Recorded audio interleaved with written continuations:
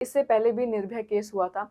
यहाँ पर सभी के लिए बेस्ट एडवाइस मेरी तो यही है कि लड़कियों को क्या करना चाहिए, सिर्फ अपने घर में रहना चाहिए, कोई भी पढ़ाई वढ़ाई नहीं करनी चाहिए, 4 इंच का घूंघट ले लेना चाहिए। इसके बाद भी अगर आपको ऐसी कभी कोई चीज़ देखने को मिलती है ना, तो आप लोग जीना ही छोड़ दो, क्योंकि ना ही यहाँ के लोग सुधरने वाले हैं और सरकार को बोल के भी मुझे नहीं लगता कि कोई ज़्यादा हमें फ़र्क देखने को मिला है।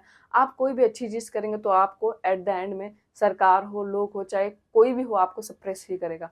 तो इस वीडियो को ज़्यादा से ज़्यादा फैलाएं, हम सभी को एकजुट होकर इस बारे में बात करनी चाहिए। चश्मे को कूटा गया, जिसके वजह से आंखों से खून निकल गया।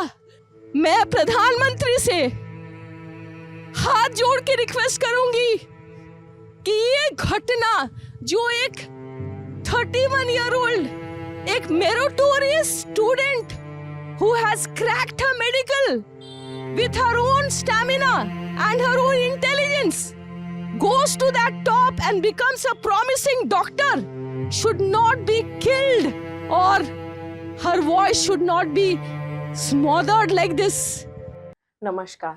अपने बच्चे के देखे हुए सपने को साकार करने के लिए रात दिन मेहनत करके, लाखों बच्चों के साथ compete करके बोर्ड के एग्जाम्स और नीट के एग्जाम्स को टॉप करते हो और MBBS में एंट्री होती है। 5.5 साल आप MBBS के कभी ना खत्म होने वाले सिलेबस और एग्जाम्स को सैकड़ों बार पास करके एक और एंट्रेंस PG नीट को टॉप करके एक रैंक हासिल करते हो। फिर आप उस एग्ज़ाम को क्रैक करके एक गवर्नमेंट कॉलेज में एडमिशन लेते हो। आपका पूरा का पूरा सेक्रीफाइस रहता है अपना सारा टाइम पढ़ाई में देने के लिए। फिर एक दिन आपको पता चलता है कि जिस मेडिकल कॉलेज में आपने एडमिशन लिया है, उसी मेडिकल कॉलेज में आपको एक ऐसी चीज़ देखने को मिलती है जो कि आपकी पूरी लाइफ ख़राब कर देती है। कोलकाता के RG मेडिकल कॉलेज में की PG की रेजिडेंस को अपनी 36 घंटे की कॉन्टीन्यूस ड्यूटी पे थी और रात को थोड़ा बहुत आराम करने के लिए अपने डॉक्टर्स रूम में गई थी। वहीं पर एक हैवान ने उसका ब्रूटली रेप कर दिया। ये किसी पब्लिक प्लेस या फिर जंगल में नहीं हुआ है, हॉस्पिटल के अंदर हुआ है। उस डॉक्टर की उस जगह पे हुआ है जहाँ पे वो अपना डेली वर्क करती थी। वहाँ पर भी वो सेफ नहीं है। आई से ब्लीडिंग, ब्रोकन नेक, वेजाइनल ब्लीडिंग और मल्टीपल फ्रैक्चर्स देखे गए हैं। इसके बावजूद भी वहाँ की जो लोकल एडमिनिस्ट्रेशन है, इनिशियली इसे सुसाइड बोलकर दबाना चाह रहा था। और इतने भयानक इंसिडेंट के बाद जब doctor all health care workers अपने राइट्स के लिए प्रोटेस्ट पर निकले, तब पुलिस और एडमिनिस्ट्रेशन उनको सप्रेस करने में लग गए। हादसे की रात को उस डॉक्टर की 36 घंटे की ड्यूटी लगी हुई थी, जिसमें बेसिक डॉक्टर्स को कॉन्टिन्यूस डे और नाइट में इमरजेंसी और पेशेंट केयर के लिए हॉस्पिटल में ही रहना पड़ता है। वहाँ पर खाना पीना, नहाना, फ्रेश होना, सब कुछ उन्हें हॉस्पिटल में ही करना पड़ता है। रात को भी 24 घंटे काम करने के बाद विक्टिम, उनके 4 कलीग्स खाना खाने के लिए सेमिनार हॉल में गए थे। रात के 3 बज चुके थे और उन सब का डिनर होने के बाद चारों कलीग्स अपने ड्यूटी पर वापस चले गए। लेकिन विक्टिम डॉक्टर हैक्टिक ड्यूटी के बाद थोड़ा सा आराम करना चाहती थी, इसलिए वो उस सेमिनार रूम में थोड़ी देर के लिए गई। इसके बाद सुबह के कुछ 4 बजे एक्यूज्ड यानी कि संजय रॉय ने रूम में एंट्री की, जिसमें एक डॉक्टर का रेप किया, उन्हें फिजिकली असॉल्ट किया और इसी दौरान यानी कि 3 से 5 बजे के बीच उनकी डेथ भी हो गई।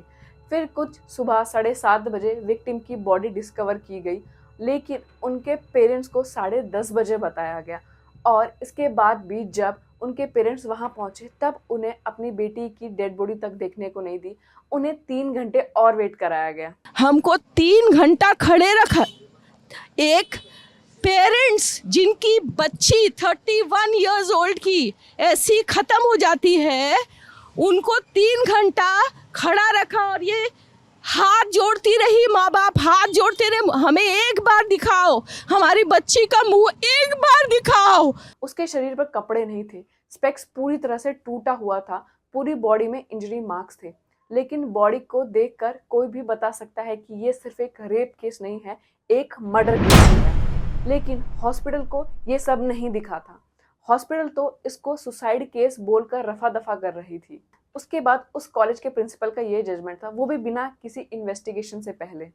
मुझे यही बात समझ नहीं आती है कि ऐसे लोगों को हायर पोस्ट पर किसने बिठाया होता है। हॉस्पिटल ने पूरी कोशिश करी, लेकिन जब वहाँ के बाकी डॉक्टर्स को ये बात पता चली तब वो तुरंत प्रोटेस्ट पर उतर गए और यही प्रोटेस्ट फिर धीरे धीरे कर कर पूरे इंडिया में फैल गया। उसके बाद तो पोस्टमार्टम होना ही था।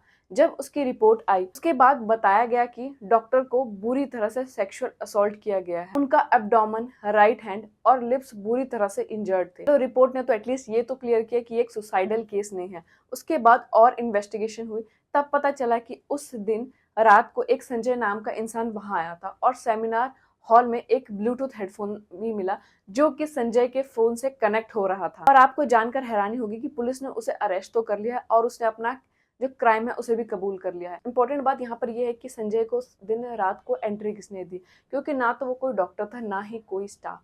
आपको ये जानकर भी हैरानी होगी कि गवर्नमेंट कॉलेज में डॉक्टर्स ड्यूटी रूम के बाहर कैमरा नहीं होता है, बस एक एयर सिक्योरिटी गार्ड बैठा होता है। देश में पहली बार हुआ है, इससे पहले भी निर्भया केस हुआ था। यहाँ पर सभी के लिए बेस्ट एडवाइस मेरी तो यही है कि लड़कियों को क्या करना चाहिए, सिर्फ अपने घर में रहना चाहिए, कोई भी पढ़ाई वढ़ाई नहीं करनी चाहिए, 4 इंच का घूंघट ले लेना चाहिए। इसके बाद भी अगर आपको ऐसी कभी कोई चीज़ देखने को मिलती है ना तो आप लोग जीना ही छोड़ दो। यहाँ के लोग सुधरने वाले हैं और सरकार को बोल के भी मुझे नहीं लगता कि कोई ज़्यादा हमें फ़र्क देखने को मिला है। आप कोई भी अच्छी चीज़ करेंगे तो आपको एट द एंड में सरकार हो, लोग हो, चाहे कोई भी हो, आपको सप्रेस ही करेगा। तो इस वीडियो को ज़्यादा से ज़्यादा फैलाएं, हम सभी को एकजुट होकर इस बारे में बात करनी चाहिए। Thank you.